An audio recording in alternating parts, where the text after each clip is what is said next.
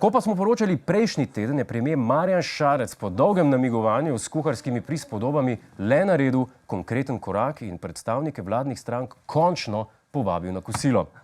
Ker naj bi štirihodni meni vlado stal zgolj 14 evrov na osebo, se že pojavljajo namigovanja, da je gospod premier surovine po prijateljski ceni dobil s kmetije Serpentinšek.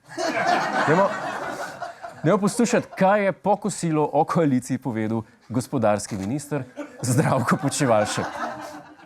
Če igrate košarko, veste, da je treba žogo podajati.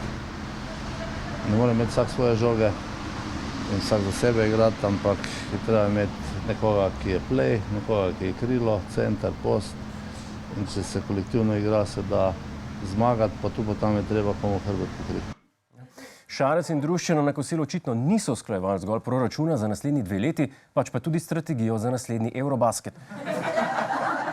Ker očitno Počivalšek pozna igro, se šušlja, da naj bi selektor Šarčirovič vlogo organizatorja zaupal prav njemu. Dejan Židan bo center, ker je človek res ogromen.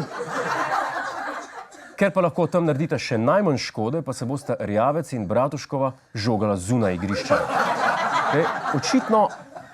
Očitno je Šarčevo kosilo poleg sredinega košarkarskega v četrtek doseglo tudi svoj politični namen. Državni zbor je proračun za leto 2020 sprejel z 49 glasovi za, proti je glasovalo 41 poslancev.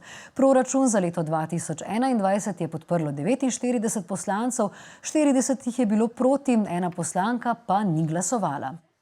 Neverjetno, ne samo, da so poslanci sprejeli proračuna za naslednji 2 leti, prisotnih je bilo vseh 90.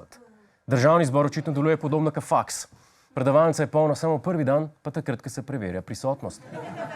Na maratonski seji je manjko samo premier Šarec, ki pa si je celotno sejo ogledal na 3. programu nacionalke.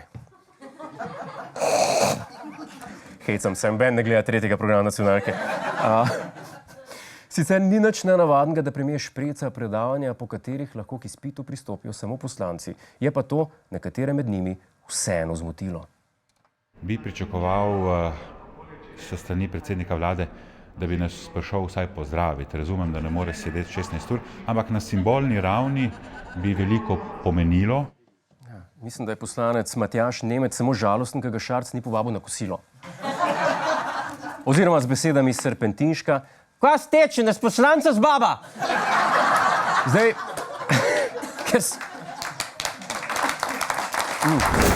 Hej, to je naš YouTube kanal, klikni na ta gumb in se naroči, da boš na tekočem. Polajkaj pa nas tudi na Facebooku in na Twitterju, pa na ulici, pa na kakšnem javnem WC-ju.